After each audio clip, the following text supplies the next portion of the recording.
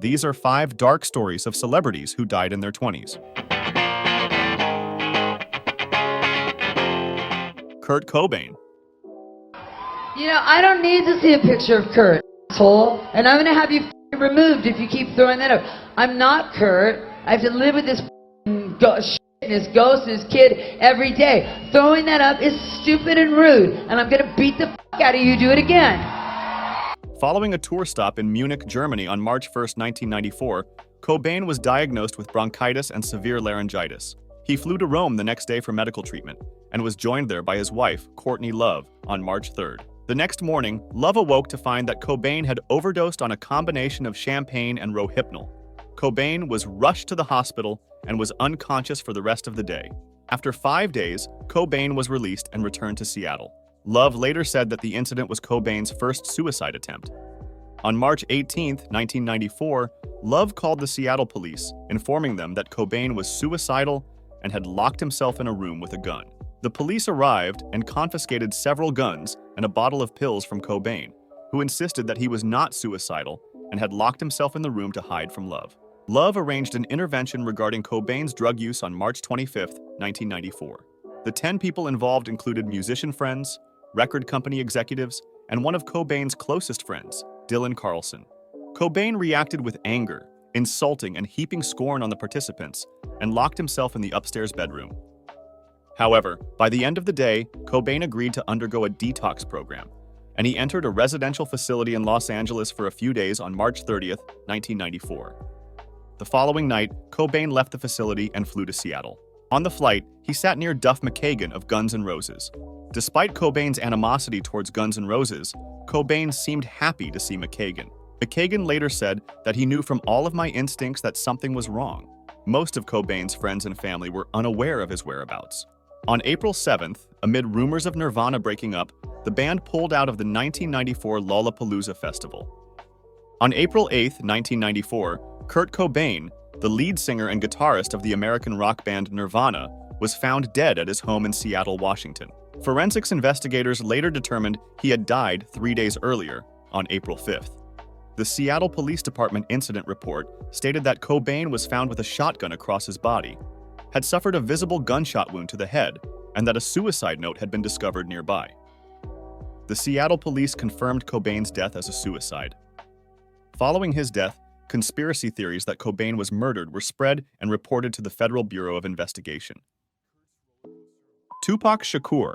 Pac was rapping. If I was one of his peers, I could have stopped him from getting himself killed, which, if we gonna be for real, got Biggie killed. You know what I'm saying? Right. Like, Yeah, that was Biggie didn't get Biggie right. killed. Pac got Biggie killed. Right. And Pac, like, niggas killed Pac because he was too at the right time. You know what I'm saying? He was too verbal, too vocal at the wrong time. At the age of 25, on the night of September 7, 1996, Tupac was in Las Vegas, Nevada, to celebrate his business partner Tracy Robinson's birthday and attend the Bruce Seldon versus Mike Tyson boxing match with Suge Knight at the MGM Grand. So normally I got 2 security with me that fly on a private plane where Suge got his homies, Pac got his security. We get to the private plane, nigga Suge like, they can't go. Your security. They can't go. Security like, all right, well come on with us, dog. I'm like, nah, I'm gonna stay down. I'm ride with them. Like this either the moment you gonna kill me, like, we gonna get some clarity in this air. We got a 5.5 hour flight. Afterward, in the lobby, one of Knight's associates spotted Orlando Baby Lane Anderson, a Southside Compton Crip, and told Shakur he had tried to rob them earlier that year. The hotel's surveillance footage shows the ensuing assault on Anderson. Shakur soon stopped by his hotel room and then headed with Knight to his Death Row nightclub in a black BMW 7 Series sedan, part of a larger convoy. At about 11 p.m. on Las Vegas Boulevard, bicycle-mounted police stopped the car for its loud music and lack of license plates. The plates were found in the trunk, and the car was released without a ticket. At about 11:15 p.m. at a stoplight, a white 4-door late-model Cadillac sedan pulled up to the passenger side, and an occupant rapidly fired into the car. Tupac was struck 4 times, once in the arm, once in the thigh, and twice in the chest, with one bullet entering his right lung. Shards hit Knight's head. Shakur's bodyguard was not in the car at the time. He would say he had been tasked with driving the car of Tupac's girlfriend, Kidada Jones. Shakur was taken to the University Medical Center of Southern Nevada, where he was heavily sedated and put on life support. In the intensive care unit, on the afternoon of September 13, 1996, Tupac died from internal bleeding. He was pronounced dead at 4:03 p.m. The official causes of death are respiratory failure and cardiopulmonary arrest associated with multiple gunshot wounds. Shakur's body was cremated the next day.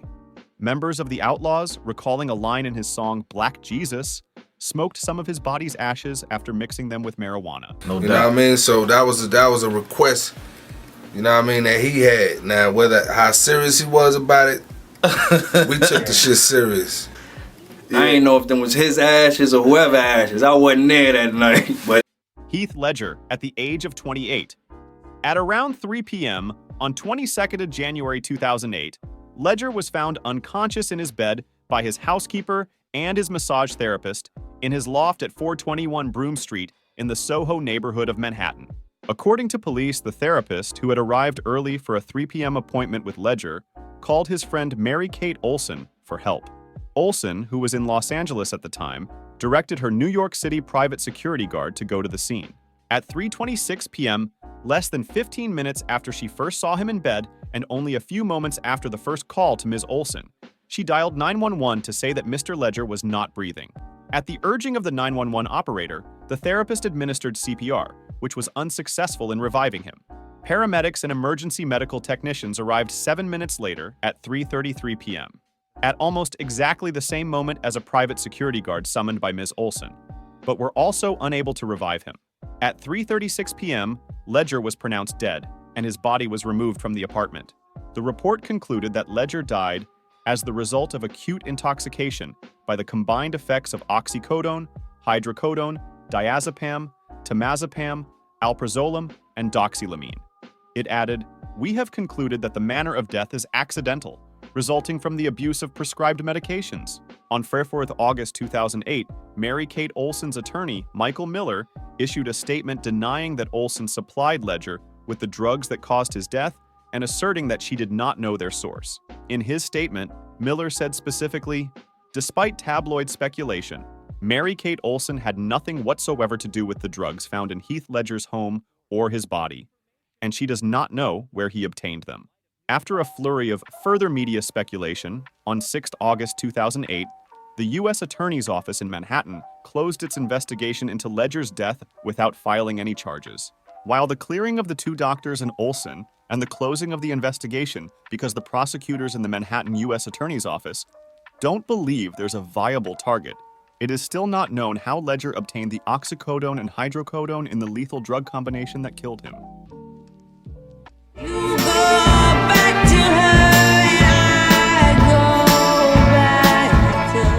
Amy Winehouse. Winehouse's bodyguard said that he had arrived at her residence 3 days before her death and felt she had been somewhat intoxicated. He observed moderate drinking over the next few days and said she had been laughing, listening to music, and watching TV at 2 a.m. the day of her death. At 10 a.m. on July 23, 2011, he observed her lying on her bed and tried but unsuccessfully to rouse her. This did not raise much suspicion because she usually slept late after a night out. According to the bodyguard, shortly after 3 p.m., he checked on her again and observed her lying in the same position as before, leading to a further check, in which he concluded that she was not breathing and had no pulse. He said he called emergency services. At 3:54 p.m., 2 ambulances reached Winehouse was pronounced dead at the scene. Shortly afterwards, the Metropolitan Police confirmed that she had died. Her death at age 27 prompted media comparisons to other musician deaths at the same age, collectively named the 27 Club. After her death was announced, media and camera crews appeared near Winehouse's residence to pay their respects. Forensic investigators entered the flat as police cordoned off the street outside. They recovered 1 small and 2 large bottles of vodka from her room. After her death, the singer broke her second Guinness World Record for the most songs by a woman to simultaneously appear on the UK singles chart, with 8. A coroner's inquest reached a verdict of misadventure. The report released on the 26th of October 2011 explained that Winehouse's blood alcohol content was 416 milligrams per 100 milliliters at the time of her death, more than 5 times the legal drink drive limit. According to the coroner, The unintended consequences of such potentially fatal levels was her sudden death.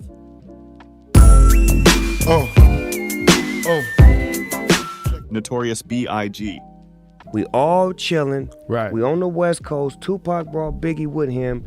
We rocking. We let Cub get down with us. We go in the back, smoke, chill, hang out. It's beautiful. When did it go sideways? Once Pac got shot. On March 8th, 1997, Wallace attended a Soul Train Awards after-party at the Peterson Automotive Museum. Guests included members of the Bloods and Crips gangs. Later that night, at 12:30 a.m., after the fire department closed the party early due to overcrowding, Wallace left with his entourage in 2 GMC Suburbans to return to his hotel. He traveled in the front passenger seat alongside associates. Sean Combs traveled in the other vehicle with 2 bodyguards. The 2 trucks were trailed by a Chevrolet Blazer carrying Bad Boy Director of Security Paul Offord. By 12:45 a.m., the streets were crowded with people leaving the party. Wallace's SUV stopped at a red light 50 yards from the Peterson Automotive Museum, and a black Chevy Impala pulled up alongside it. The Impala's driver, an unidentified African-American man dressed in a blue suit and bow tie, rolled down his window, drew a 9mm blue steel pistol, and fired at Wallace's car. 4 bullets hit Wallace, and his entourage subsequently rushed him to medical center, where doctors performed an emergency thoracotomy, but he was pronounced dead at 1:15 a.m. He was 24 years old. His autopsy, which was released 15 years after his death, showed that only the final shot was fatal. It entered through his right hip and struck his colon, liver, heart, and left lung before stopping in his left shoulder. Diddy's former bodyguard, Eugene "Gene" Deal, now says it wasn't a drive-by shooting as commonly believed. Instead, he insists that Biggie's killer waited for him all night. Deal, who was with Sean Combs, Diddy that night, tells a different story. He believes the car with the shooter was parked there for hours, not driving by as the official story goes. This isn't a new idea from Deal. He's previously suggested that the intended target that night was Sean Combs, who was warned about a threat earlier that day. A document from an FBI investigation in 2018 backs up Deal's account. It describes how Deal stopped a man from approaching Combs' car, showing his gun to scare him off. This person later got into a car parked exactly where Biggie was shot. According to the document, Deal had Combs' car run a red light to avoid being an easy target, but Biggie's car didn't make it. The shooter hesitated before shooting into Biggie's car, the document states. Because of this, Deal strongly believes Biggie was not the target, but Combs was.